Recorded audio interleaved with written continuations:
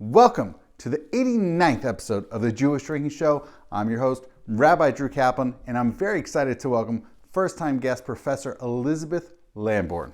Thank you. Lovely to be here. Absolutely.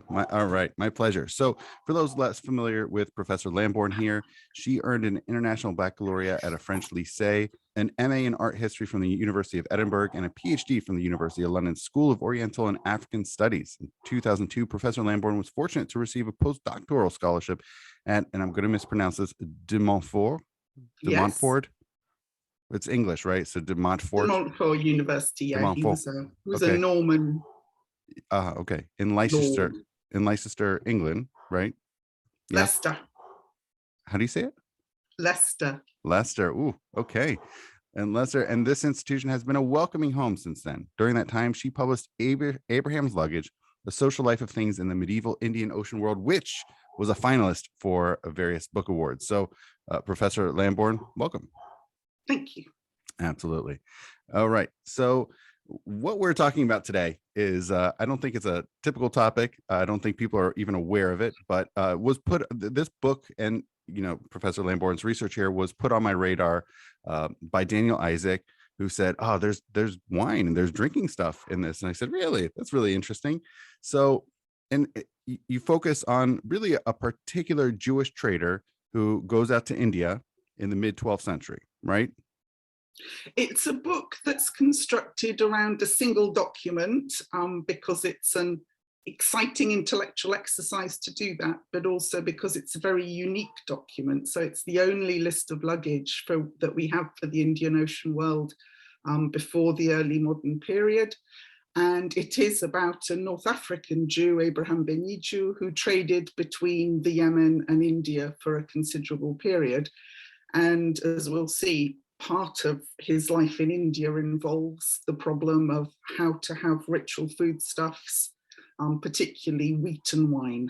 Mm-hmm. So it's not just the only surviving such document from the 12th century, but specifically any pre-modern, any, stretching for centuries that we have from, and it was found so far we have no other list of luggage, and its survival is very much thanks to the very exceptional nature of the Cairo Geniza, which is this huge survival of medieval documents and religious texts from a ritual repository in Cairo. So I'm sure lots of people wrote lists of what they were taking on their journeys. The documents just haven't survived because we have so few informal, ephemeral documents that make it through to the modern period. We get glimpses of what people might have packed in travel accounts, in other sources, but usually we only see a fraction of what they've packed, and usually it's because there's a crisis, they forgot something, or suddenly bread is extremely expensive and they can't afford it, or there's no water. So having a whole complete assemblage is really exceptional and merited a book, I felt. I almost want to ask, are there other such documents in the Cairo Geniza? For luggage, not that we know. What we generally have surviving, I can give you some links to some very good publications and websites that give you a view of the complexity of what's in the Geniza. So, it goes from early copies of the Torah, religious text. What I've been particularly interested in, what lots of historians have been interested since the 50s, is what they call a secular Geniza, a documentary corpus that includes lots of letters, papers from legal cases that were ritually deposited when the case was finished or family didn't want to keep the documents, but also a whole mass of ephemera. So IOUs, chits, scribbled notes, things like that. And the problem with most of those ephemeral documents is that often we can't tell who wrote them. If you write yourself a shopping list, you don't put your name on it and date it and say where you wrote it. So lots of this material remains impossible really to do a lot of in-depth research with, because we're not sure who wrote it, when they did, the context. So for me, I was aware of more the religious stuff, the Torah stuff. I think there's Ben Sira in there. There's a lot of that stuff, but I think it would surprise a lot of people that it's, as you put it, ephemera, shopping lists, and even just some, what would prompt I mean, if we could speculate why someone would deposit, even just with this luggage list, why someone would deposit that in the Geniza? I think, rather as when we're clearing out old paperwork, we don't sit there painstakingly going, oh, this needs, this kind of disposal, this needs that. You gather up a pile of paper and you get rid of it. So this is very probably material that just got gathered up with everything else. People depositing it weren't necessarily, intent on sorting through particularly. So now that people are sort of doing this huge jigsaw puzzle, reconstituting things, in some case, we get these lovely preservations of, say, a whole variety of paperwork relating to a court case. That's one of the first India books. So in Goitein and Mordecai Friedman's Jewish traders of the Middle Ages, that first collection of documents, one of them is all court case documents, one of those first books. In other cases, we've got very fragmentary letters from a few individuals. It's a whole sort of spectrum of files and other things that were disposed of. But I'd say if any of your listeners want a really good introduction to that variety of the Cairo Geniza, there's a beautiful book called Sacred Trash: The Lost and Found World of the Cairo Geniza, that was published in 2011 by Adina Hoffman and Peter Cole. And I'll send you the link and the reference for your website. But that gives you a very readable but intellectually thorough introduction to the first exploitation of the Geniza, which was actually by biblical scholars who were interested in tracing, early biblical texts, and then increasingly moved as now to incorporate documentary sources. And this unique body of texts, about maybe 500 documents and paper fragments that relate to trade in the Western Indian Ocean, so belonging to Jews who traded mainly down the Red Sea and then out of Aden to the western coast of India. So they were trading from the coast of Gujarat right down to Sri Lanka, and possibly beyond as well. There's a few references to merchants dying in maritime Southeast Asia as well. So very long networks. One of the fascinating things I found is this notion of microhistories. So you mentioned it's this one document, and that you've now created this entire monograph about this one document that was found in this Geniza. This document is from the 1140s, right? Mid-12th century? Probably written 1149, yeah. Yep. So mid-12th century. And we have this one document, you have this whole book. So I guess one question, I think anybody, I never heard of this term microhistory, and that we're constructing, and I guess there's this question of how much can we really draw out from one document about one person and yet extrapolate more broadly what's going on, a broader material context, social context, and other challenges. So this notion of microhistories, what can you share with us about that? Well, the idea of microhistory has quite a long tradition, particularly with scholars in Italy who pioneered it, but it's widely practiced when you're involved with looking in minute detail at particular documents, or it could be objects. The usefulness of it really is that it allows you the opportunity, to look in extreme detail at one thing. And for the medieval period, that's really valuable, because very often we have a very uneven survival of sources.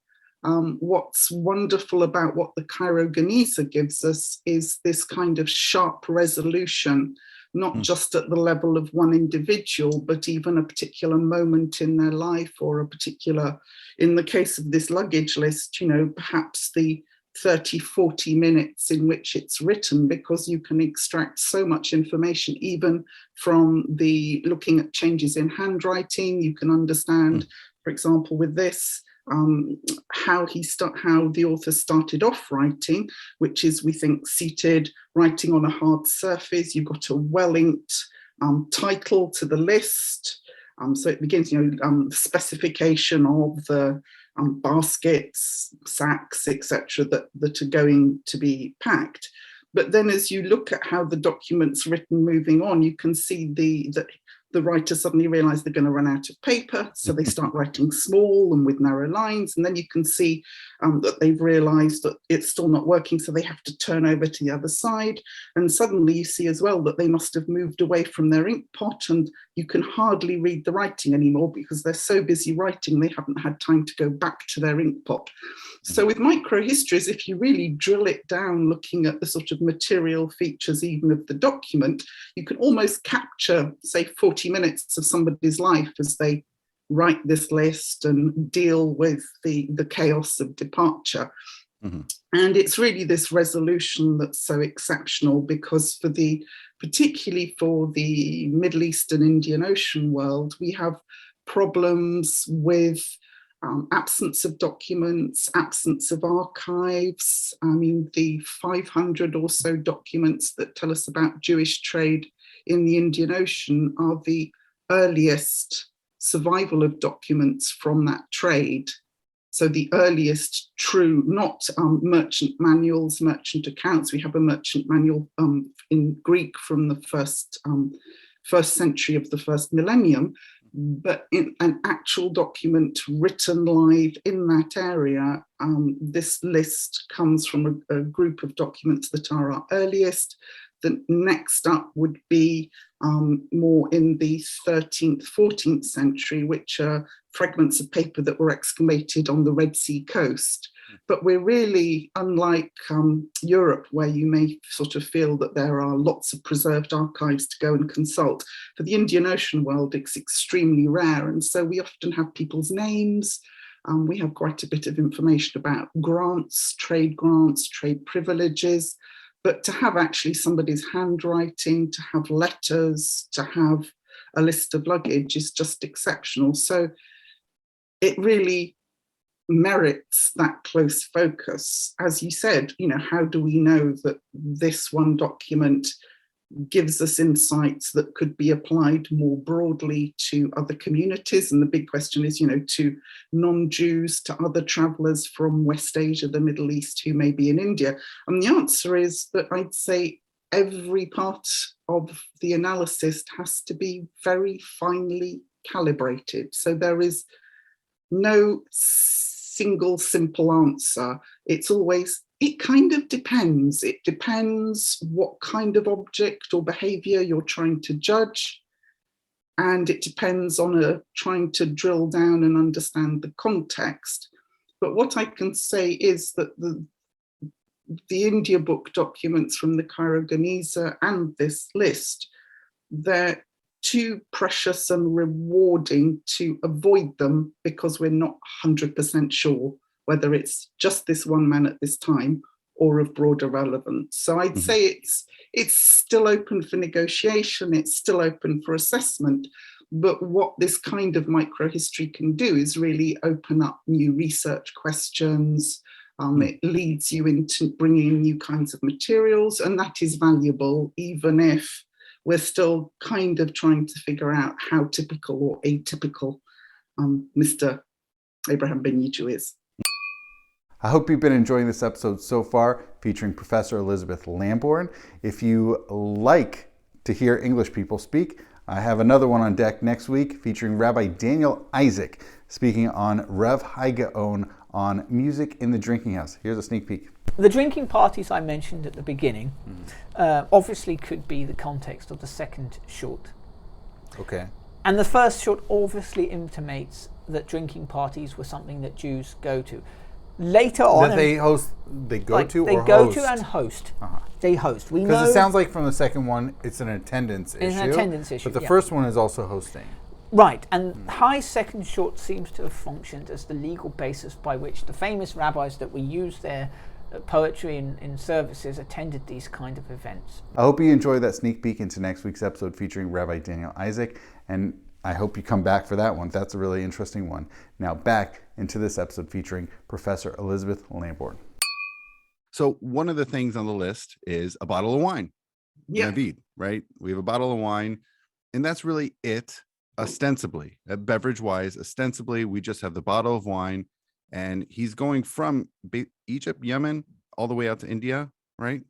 No, he's going home from India after living there on and off for 12 years. So he's sailing from Mangalore, And that was established quite early on because he's packing lots of rice, he's packing mango pickle, he's packing also kinds of containers that are distinctive to the Malabar coast. So he's traveling from India back to the Yemen, and eventually he goes back to Egypt, which is where he died. He died in Cairo.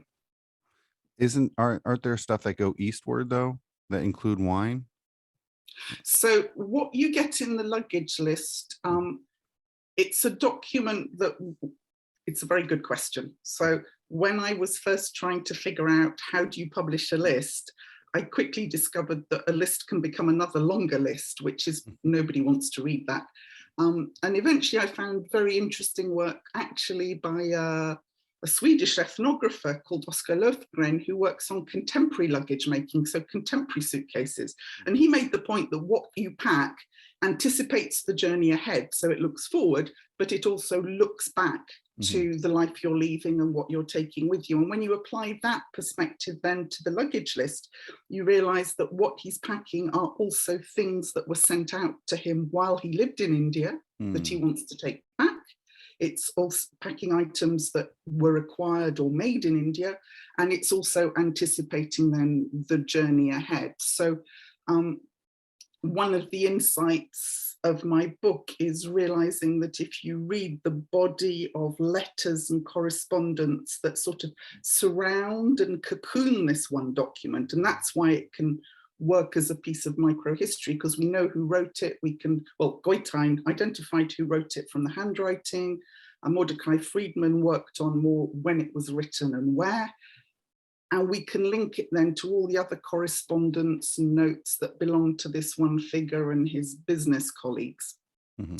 And that's where we understand that while he was living out in India for these 2 periods, his colleagues would send him shopping. So he would send requests like, I really need glassware, or could you please get me this? And so we have a whole number of basically personal shopping lists from related correspondence, and 3/4 of them include, so we don't have any we have one mention of a bottle of Nabith going out, which let's underline at the period, Nabith could be date wine, it could be any kind of fruit-based wine. It's not necessarily grape wine, but we only have one bottle of that going out and one going back in his luggage.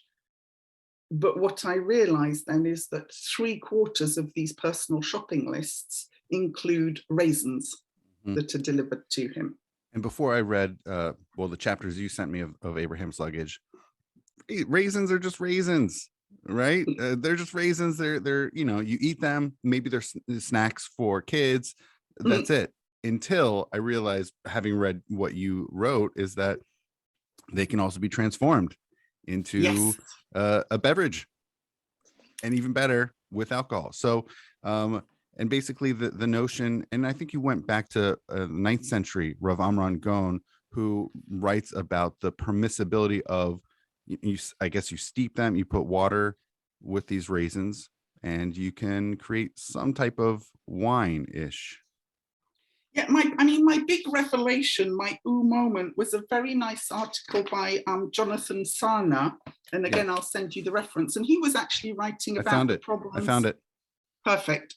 So he actually, having seen the citation, I was like, I have to read it. And so it is excellent. I'll reach out to him, because this is a really cool article about 19th century American Jews and but raisin wine. Yeah, precisely. So it was reading him about the problem of American Jews faced accessing kosher wine, and part of what he explores in footnotes especially is how in the 19th century American Jews were also looking to the Babylonian Talmud and other sources to understand whether raisin wine could be one of the solutions to their problem about not having access to kosher wine. And when I read his piece, it was like, oh, but of course, there we go. And so actually, the things I quote are very much based on Jonathan Sarna's piece. So for example, a 9th century opinion of Amram Gaon, who died in 875 and was head of the Jewish Academy of Sura in Iraq, he lists some of the special circumstances that meant you could substitute grape wine with raisin wine. And, they match perfectly for Abraham ben Yiju's situation. So you could substitute if one cannot find wine within a reasonable distance from one's home, or if one is on board a ship and cannot obtain any wine, and you can obtain wine then by soaking raisins in water. And it actually turns out to be a really common practice, interestingly traceable among Middle Eastern Christians, who sometimes during the Islamic period faced the same problem of accessing grape wine, which obviously they need for the Mass. Right, in Egypt. In Egypt. And then actually, if you look at from the 1980s, some of the B'nai Israel cookbooks produced in India, they again often have recipes for raisin wine because it became a staple form of wine production among Jewish communities in India, right into the 80s when global supply chains changed, and it was actually then easier to access grape wine, and the tradition of raisin wine died out. Right. And I found your formulation fascinating on page 147, where you write, as Jews move beyond the Mediterranean Near Eastern heartland, right? So they have to figure out new methods. And, it's funny thinking about Rav Amram Gaon. I know he's in the 9th century in Babylonia, but even 4th, 3rd, 4th, 5th centuries, the Babylonian Talmud time, they already were aware and cognizant. Yeah, they had access to wine, but it was primarily a beer country. Right. And I guess that continued all the way into the 9th century, that it was not really a wine growing region. And clearly also.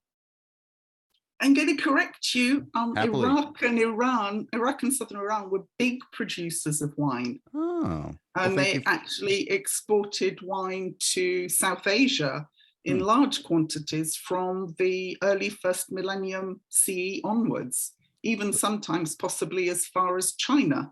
So what was going on for Rav Amram?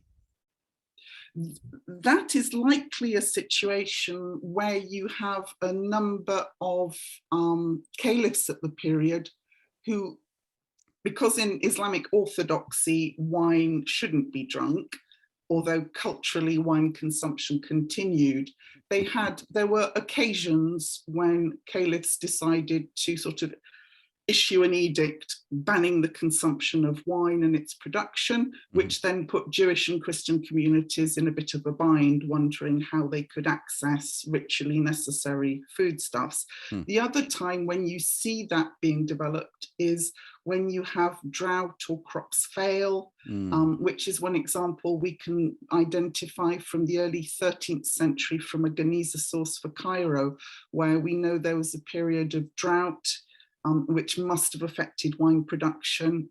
There was actually starvation. There was, it was a very serious time economically. And so one of the lists of purchases for a synagogue in Cairo mentions money dedicated to buying zabib. And when Moshe Gil published that, he translated zabib as raisin wine, which is actually one of the Arabic uses of the term. So just to illuminate to your listeners that Middle Eastern Jews at the time spoke Arabic as their daily everyday language, but wrote it in Judeo-Arabic, which is Arabic, medieval Arabic written in Hebrew characters. So often you find the same, you can match terms across Arabic usage written in Arabic characters and Judeo-Arabic. So Moshe Gil suggested, this was actually raisin wine that they bought. And I actually suggested that since it was for the use of the rabbi, that it was possibly actually the rabbi buying the raisins and then steeping them and producing the raisin wine. So we have periods of a kind of lockdown on wine production where this may have become important. We have periods of drought and famine where grape wine is not accessible. And then, of course, as you said, once you go beyond the Jewish heartland where bread and wine are common staple foods, you have situations where people really have to think on their feet and devise alternatives. Which sounds like this is something Abraham ben Yiju was dealing with in India. They don't grow grapes, right? In the north, on the borders with Afghanistan and different places, you did have wine production going back a long time, but certainly on the Malabar coast where we're talking about a very humid tropical climate with absolutely no possibility to grow wheat locally or vines. So for both Christian communities based along the coast and for Jews implanted there as well, then both foodstuffs, which both have ritual meaning, became important problems to solve, if you like. Hey there, I wanted to see how you're enjoying the episode so far. If you have any feedback, comments, questions, anything, please let me know. And also, if you have topics as well as potential guests, including, who knows, maybe yourself, please let me know. Feel free to reach out to me at drew@jewishdrinking.com. Thank you, and now back into the show. Was Abraham ben Yiju largely using these, presumably, the raisin wine for more ritual purposes, like Kiddush, Havdalah, or also just more leisurely consumption? Would we have a sense of that? Unfortunately, he didn't leave notes saying, I had a great evening drinking wine with my pals. Sometimes when the raisins are sent, it's just sent as, part of a delivery. Sometimes they're sent marked raisins for the children, so you get the sense that they're a sweet treat, specifically intended for his children. But given that we know, it's quite clear that he and his peers were intent on following correct ritual practice. We get other discussions about, can I disembark from a ship on a Saturday? The answer is no.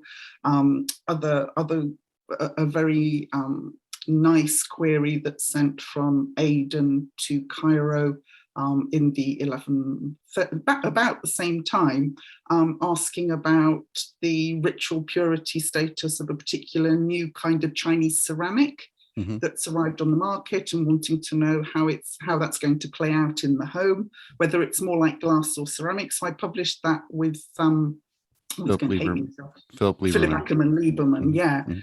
So we're pretty sure that they're a community that is very concerned about correct ritual practice, in which case Abraham has to have had a concern about how do the Kiddush and the Havdalah work in an environment where there is no fermented grape wine. And so I'm quite certain that these regular annual deliveries of raisins must be going, I'd say, first priority to ritual usage, but depending on, multiple friends, we can see that some years multiple colleagues all sent him raisins.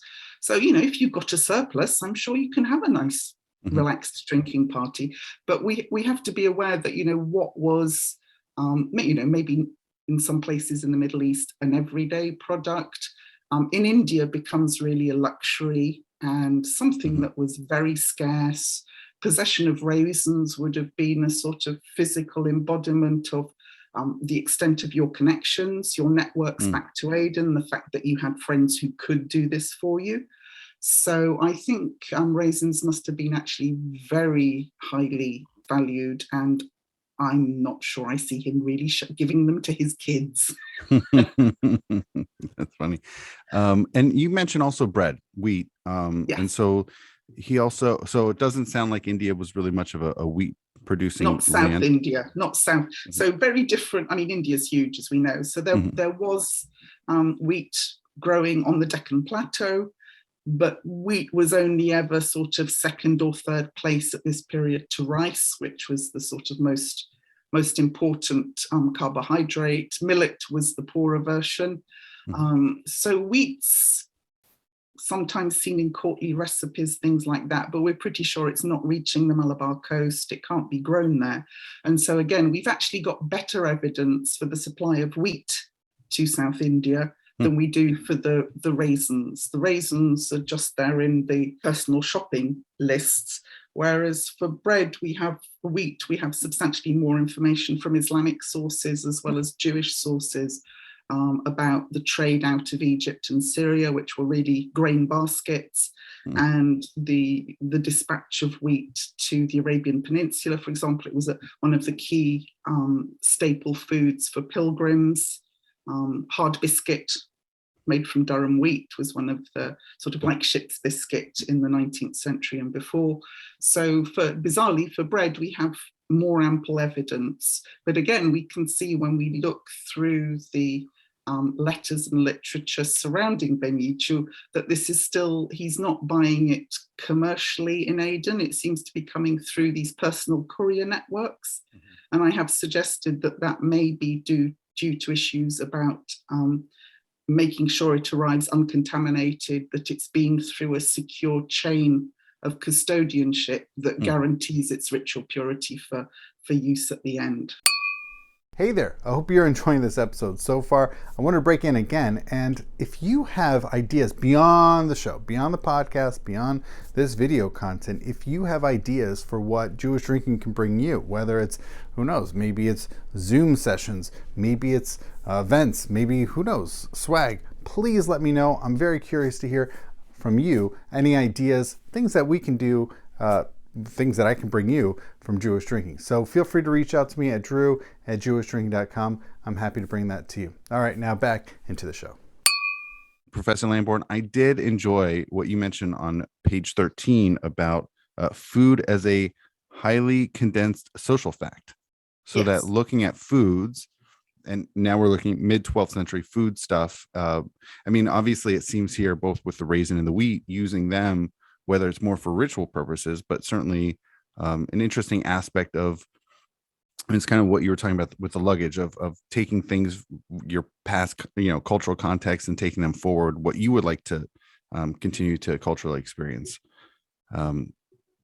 No, I mean, it's, I've made the point, and we've got a very nice example from a few centuries later from the Moroccan traveller Ibn Battuta, who again grew up in an area where you were born into eating bread. And he has this long, moany passage when he spends time in southern India about he can't bear eating any more rice, and it's so unpalatable that he can only swallow it if he has some water to wash it down. And so what you have is the expression of somebody who grows up eating bread. Bread is the key, carbohydrate. In the Muslim context, it's not a ritual food. And so Ibn Battuta's example really shows how much, we are sometimes bread eaters, we're born rice eaters. And transitioning to South India then really brings out these distinctive cultural identities, just whether you're born a bread eater or a rice eater, and around that a whole plethora of different identities.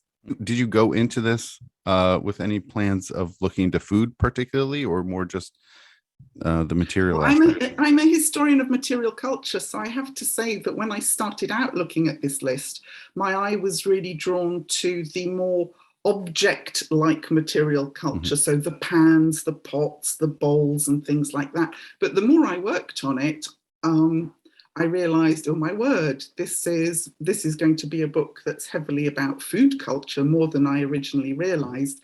And then as I dug further, I realized that one couldn't just look at it as paradigmatic of, a Middle Easterner in South India, but I realized that the whole Jewish ritual food dimension and Jewish ritual dimension was much bigger than I'd anticipated. And so I'm very grateful to Mordecai Friedman, to Amir Ashur, and just lots of wonderful colleagues who've taken the time to explain fundamentals to me and guide me through sources, do translations off the cuff of material I couldn't access. I think, working on the Indian Ocean, it has to be a collaborative endeavor deep down, because one person cannot possibly, if you're really going to mine the sources and their potential, you end up straying into an area beyond your own specialization. You end up straying into linguistic sources beyond your own. So it was an adventure. It took 7 years to research and write, which was far longer than I ever planned it would take.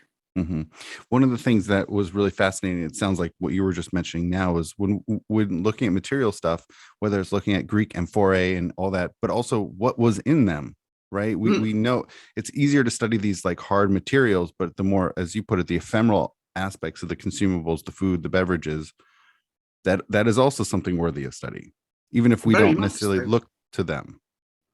No, and I think, when we were talking about how we'd wrap this up, I think I wanted to emphasize to your audience, particularly anybody who's very used to checking Talmudic sources and other things, is really the great potential there is for more dialogue between scholars of Judaism and Jewish written sources and scholars of material culture like me, because when I looked through the existing literature to try and see who'd written about, the ritual status of bread and other things, I often find that there's a big emphasis, say, on the wording of blessings, so a textual focus on text, wordings of blessings, or a discussion of meals or particular foodstuffs, bitter herbs, whatever, as largely symbolic. Whereas, as I'm a historian of material culture, my approach is to try and understand, well, did it grow locally? Was it a high status food or a low status food? How is this acquired? Through which networks? And it's really taking some more recent approaches from religious studies and the history of religion called material religion, and understanding, sort of taking the perspective that faith is a day-to-day practical affair of things and places, as much as it's about symbolism and the wording of blessings. And so that material religion approach, I think, really repays dialogue between textual scholars and scholars of the material culture. And I just encourage all your listeners really to delve into the Cairo Geniza. So I just wanted to point out, again, I'll give you the links. Wait, can I build off of what you just said? I was really Yeah. fascinated by what you mentioned about, especially the interplay of Avraham, son of Rambam, son of Maimonides, and some of his stuff, which is, he's also 12th century, right? He's early 13th. Abraham Maimoni is early 13th, yeah. Okay, but roughly, I mean, very broadly, contemporary, yes, broadly speaking, contemporaneous, and how that informs the material aspects, which was really fascinating to go to reflect back on his material. And then also the material studies, it sounds, and more material religion, it's only been around for the last, quarter century? It's not, right? It's a new approach. As material culture studies have grown as an approach through history, then material religion has come to the fore as well through the work of especially scholars in the Netherlands. But what's prompting it? I'm very curious about the timing of it. Is it largely because of what I don't know. This is when I was looking at your citations. Is it largely because of the internet? Like, once we have the internet, for instance, and the way that we approach books, right? Because books and magazines, we start to separate the content from the physical aspects of it, right? And so I don't know if that somehow, what's going on in our broader world has affected scholarship of dissecting the content from. I would say that the material turn predates the rise of the internet, but that, as you point out, the rise of the internet has really made material approaches, it's underlined their importance and their validity, I'd say. So the material, some people think the material turn is tired and done and we're moving on to other things, but I often find that it's quite easy to kind of nod to material things, but it's actually a whole world of, we're talking about years of training and specialization, understanding materials, understanding manufacturing techniques, understanding a whole other corpus that's not textual. But again, just to say to your listeners, this is where it's possible to have really exciting dialogues and new perspectives. It's why I've enjoyed talking so much to Daniel Isaac, who's with you there in Cincinnati. And you don't have to start with a whole research monograph. I just wanted to emphasize that open source online. The Cambridge University Library site has access to the Taylor Schechter Geniza Research Unit material. So you can go in there to read more broadly about the Geniza, their videos about particular documents and projects. Also open access is Princeton University's Geniza Lab, and I'll send you the links. And then for those who really, really want to get into reading, the manuscripts themselves, etc., there's the Friedberg Geniza project, which is part of the Friedberg Jewish Manuscript Society. Now that's a site where you need to register before you can access it, but once you have, you get high quality downloadable images of every sort of document that's come out of the Cairo Geniza, not just the material, the documentary stuff, but all the religious texts as well.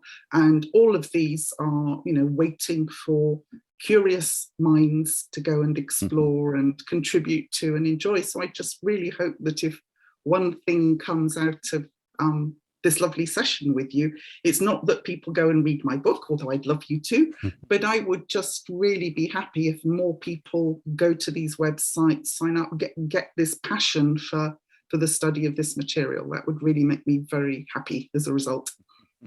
That's wonderful. All right, Professor Lambourn, thank you so much. Before we go, is there anything you'd like to, I was about to ask anything you'd like to promote? Obviously Abraham's Luggage, the monograph, as well as, sounds like you're promoting, people to go investigate all this largely untapped material, right, out there. A whole mix. We've still got, my colleague Amir Ashur and others are still cataloguing documents in Cambridge and Princeton, items that haven't been identified, the type of text, whatever. And we go through to then other documents that have been published and researched and argued about for decades. So there's a whole variety there of levels of interaction. University of Haifa also has some more citizen science projects, especially getting communities who are native Judeo-Arabic speakers. So Mizrahi communities based around Haifa, for example, getting them involved in reading the Judeo-Arabic texts, because here we're talking about, it's a very specialized world of linguistic knowledge where Hebrew becomes largely marginal, and Judeo-Arabic, which is still an active language in parts of the Middle East and Israel as well, comes to the fore. So there's a whole variety of levels of contribution, but I think it all really deserves to be better known and have as many minds as possible thinking about it. Wonderful, wonderful. All right, Professor Lambourn, thank you so much, and l'chaim. L'chaim.